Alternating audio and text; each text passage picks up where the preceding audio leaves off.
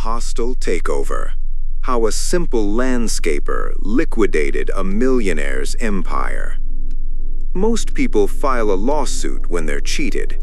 This man decided that litigation was too cheap. Instead, he spent $100,000 to build a rival corporation for the sole purpose of systematically erasing his former boss from the marketplace. This isn't just a grudge, it's a total market liquidation. Welcome back to the ledger. Here, we don't care about feelings, we care about the bottom line. We analyze the ROI of revenge and the cost-benefit analysis of crossing the wrong professional. In the world of high-stakes development, there's a fatal error many C-suite executives make. They mistake blue-collar for low intelligence. Today's case study involves a home builder who thought he could default on his accounts payable without consequences. He treated a seasoned contractor like a line-item expense he could simply delete. What he didn't realize was that he was providing his future competitor with a 3-month paid internship in his own industry. Let's look at the books. The year was 2008, while the global economy was beginning its descent into a subprime-induced tailspin. Our protagonist, let's call him the lead project manager, was operating a highly efficient landscape maintenance firm in the Pacific Northwest. He had spent 9 years optimizing his business model. He had 0 debt, a solid family portfolio, and a crew of 4 who operated with the precision of a Swiss watch. But in the Pacific Northwest, landscaping is a seasonal asset. From December to February, the market goes cold. Maintenance hits a hiatus. Enter the developer, a high-net-worth individual building luxury estates ranging from 3,500 to 10,000 square feet. Initially, the synergy was perfect. Our lead project manager handled the softscape installations. The developer was generous with budgets. It looked like a long-term strategic partnership. But in business, generosity is often a mask for poor fiscal discipline. In December, the developer proposed a horizontal integration. He and his son, the quintessential Nepo baby vice president, had invested $100,000 in spray foam insulation equipment. He offered to keep the lead PM's crew on the payroll during the winter months to staff this new venture. The lead PM did his due diligence, signed the contract, and pivoted his workforce into the insulation sector. They weren't just spraying foam, they were gaining access to the developer's entire supply chain, client list, and operational flaws. The crew was deployed to high-profile sites, a plastic surgeon's custom mansion, government contracts at Fort Lewis, and massive apartment complexes.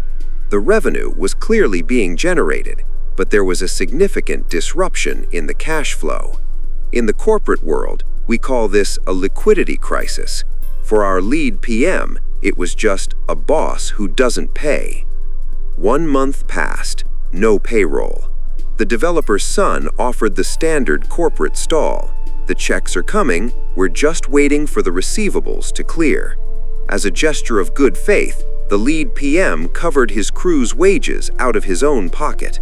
By February 2009, the outstanding balance exceeded $10,000. In April, a face-to-face meeting finally occurred. The developer invited the lead PM to lunch, not to settle the debt, but to deliver a lecture on market realities. He told the lead PM that being screwed out of money was just part of the industry, that he needed to learn to live with it. In that moment, the developer didn't realize he had just performed a hostile termination of his own company's future. On May 5, 2009, the lead PM didn't file a small claims suit. He filed for a new LLC. He purchased the exact same high-end spray foam equipment as the developer. The reaction was immediate.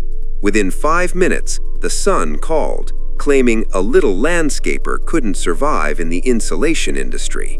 This was a classic case of Dunning-Kruger effect. The lead PM simply contacted the same material supplier the developer used. The supplier handed him his first contract, a fix-it job. The site? The plastic surgeon's house, the very first job the developer's son had managed. The diagnosis? Gross negligence. The lead PM's crew stripped the house bare and reinstalled it correctly. The invoice was $65,000. The surgeon paid it, then promptly filed a lawsuit against the developer to recover the costs. By mid-2009, the housing market bubble had officially burst. The developer was holding 4 massive unsold luxury assets, a catastrophic lack of diversification. His cash reserves were zero. The lead PM, however, was thriving. He leveraged his honesty and transparency KPI to secure the government contracts that the developer had lost. By mid-2009, the father's company filed for Chapter 7. The empire was liquidated. The son, desperate to hide assets, vanished with the spray foam equipment. But the lead PM had one more resource: his father-in-law, a retired detective. Within 48 hours, the PI located the equipment, hidden behind a barn on a remote island. 2 hours later, the bounty was collected. The developer's last remaining physical asset was hooked to a trailer, leaving the son with nothing but a delinquent status and a very empty barn. The moral for our viewers in management? Never mistake a contractor's silence for acceptance. When you fail to meet your financial obligations to the people who build your empire, you aren't saving money, you are funding your own downfall. The developer told his friend to learn to live with being screwed. Instead, the lead PM decided the developer should learn to live with being insolvent. Case closed. If you enjoyed this audit of corporate vengeance, hit the subscribe button and ring the bell for notifications. At the Corporate Karma Ledger, we always collect our debts. See you in the next quarter. Account settled.